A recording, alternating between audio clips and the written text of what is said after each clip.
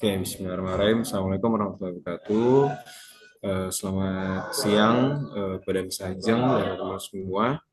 Ya, sebelum kita mulai presentasi, saya izin memaparkan terkait hasil pembahasan kelompok saya dan Gani terkait analisis strategi pemasaran publik relation terhadap brand bumbu penyedap rasa, yaitu Sasa. Oke, sebelum lebih lanjut, izinkan saya perkenalkan diri. Nama saya Agis Ria Ramadan dan teman saya.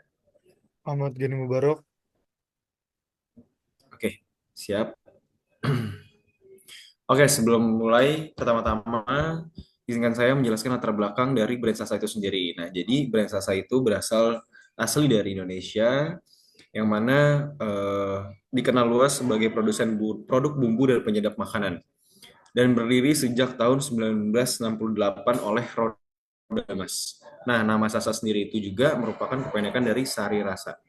Nah, di mana diterjemahkan sebagai sehari dari rasa dan sebagai gambaran dari fokus utama bagi perusahaan.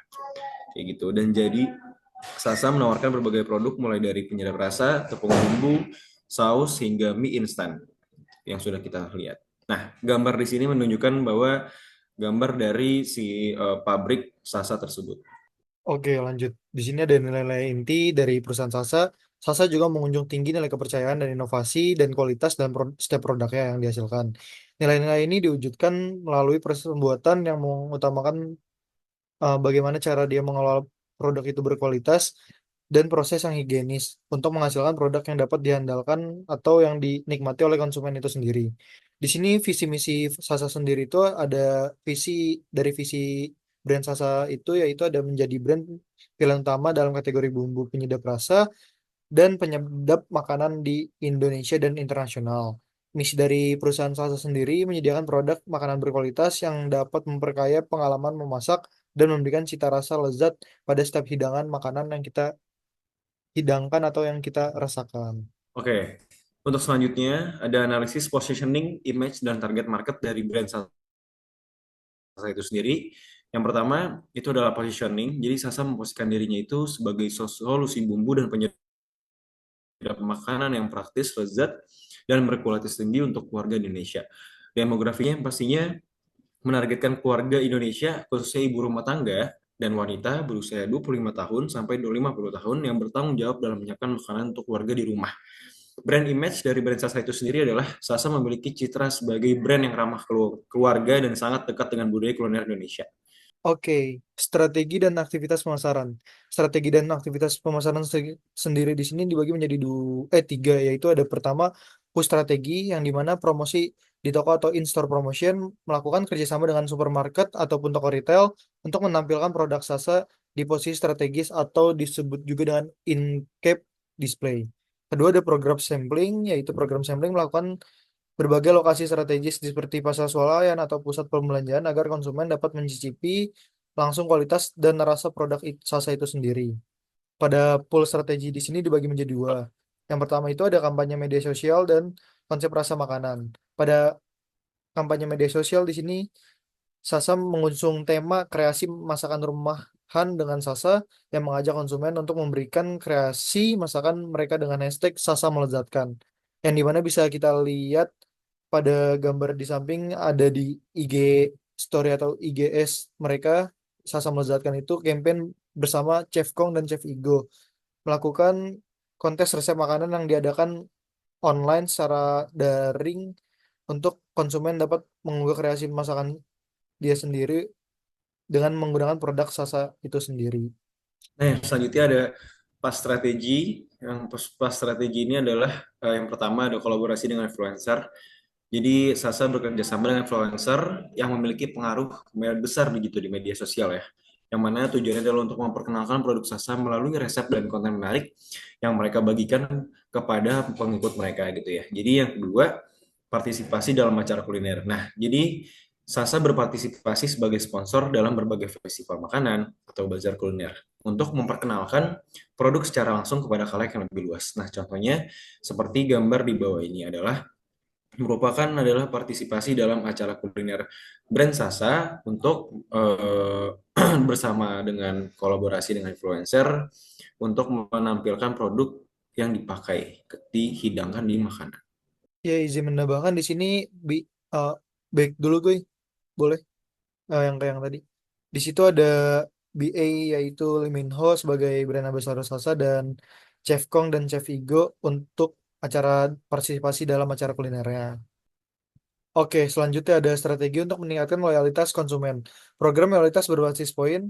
Program loyalitas ini memungkinkan konsumen untuk mengumpulkan poin setiap kali mereka belanja produk Sasa, terus di dapat ditorahkan oleh produk gratis yaitu diskon ataupun hadiah eksklusif dari brand Sasa itu sendiri. Program ini bertujuan untuk mendorong konsumen agar terus membeli produk Sasa dalam jangka panjang atau long last. Kedua, ada platform komunitas dan umpan balik. Konsumen Salsa dapat membangun platform komunitas online seperti grup di media sosial ataupun forum khusus bagi pengguna setiap Salsa. Dalam platform ini, konsumen dapat berbagi pengalaman dan memberikan umpan balik atau feedback dan bertukar ide resep menggunakan produk Salsa. Nah, yang selanjutnya adalah strategi untuk sorry, sebentar. Ya, strateginya adalah gimana sih program sampling dan kelas memasak gratis gitu ya. Jadi penambahannya adalah Sasa dapat menyelenggarakan program sampling di lokasi strategis seperti pasar, swalayan, atau mall, di mana calon konsumen bisa mencoba produk Sasa secara langsung. Nah, selain itu, Sasa juga bisa menyelenggarakan kelas masak gratis yang mengajarkan cara menggunakan produk Sasa dalam masakan sehari-hari. Nah, jadi contohnya yang bisa kita lihat dari gambar, Sasa bisa menampilkan booth-booth yang mana bisa langsung di sana bisa langsung coba mengikuti kelas masak gratis yang memakai bumbu dari Sasa. Kayak gitu. Jadi adalah konsumen dapat melihat bagaimana sih penggunaan bumbu yang dihidangkan di masakan mereka tersebut. Oke, selanjutnya ada strategi untuk menarik konsumen baru. Kerjasama dan influencer. Kerjasama dengan influencer di bidang kuliner yang memiliki basis pengikut yang besar di media sosial dapat membantu Sasa memperkenalkan produk kepada audiens yang lebih luas.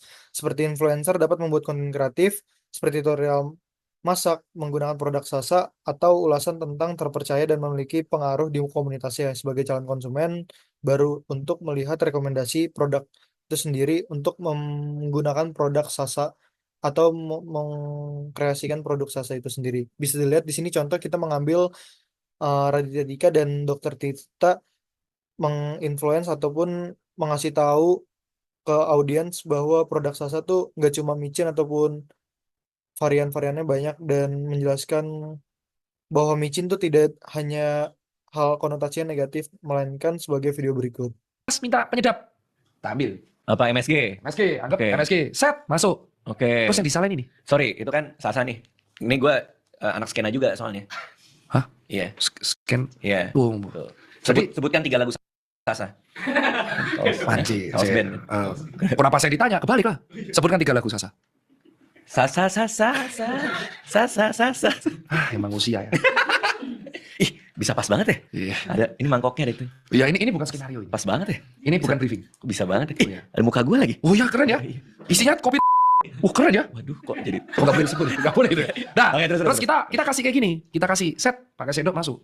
Terus ketika kita naik, ininya lehernya kenceng, gini, sukses kan leher kenceng. Yang disalahin ini. Sorry, itu kalau leher kenceng beneran nggak? Kata orang kolesterol lah apa. Sebenarnya cuma karena tekanan darahnya agak naik. Tapi itu bener. Bisa Bisa memang tekanan darah naik. Oh. Karena kan di sini ada pembuluh darah besar, arteri karotis interna namanya. Jadi kalau naik, dia membesar, dia membuat otot di leher itu jadi nyut-nyutan. Dan tekanan darah ada hubungan kolesterol makanan? Ya, itu tadi penjelasan dari Gary terkait video bersama influencer ya. Nah, yang selanjutnya itu adalah kesimpulan. Kesimpulannya itu dari analisis kami ini pada brand Sasa, yaitu adalah Sasa sebagai brand lokal Indonesia yang memiliki potensi besar untuk terus tumbuh dan mempertahankan posisi di pasar.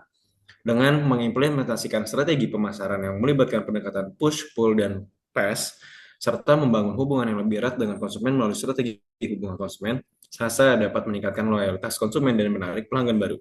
Pendekatan ini diharapkan dapat memperkuat citra Sasa sebagai brand terpercaya yang memberikan solusi praktis dan kualitas tinggi dalam memasak sehingga dapat terus relevan dan kompetitif di tengah persaingan pasar yang semakin ketat. Oke, itu kesimpulan dari kami. Oke, itu tadi semua adalah penjelasan analisis kita terhadap brand Sasa dalam strategi press, pull, and push strategi yang kita jabarkan tadi melalui strategi-strategi tersebut. Terima kasih atas perhatiannya, Ms. Ajeng. Mohon maaf jika masih ada kekurangan. Saya dan Gani minta maaf dan ucapkan terima kasih atas perhatiannya. Wabillahi taufiq wal hidayah. Wassalamualaikum warahmatullahi wabarakatuh. Thank you, Miss.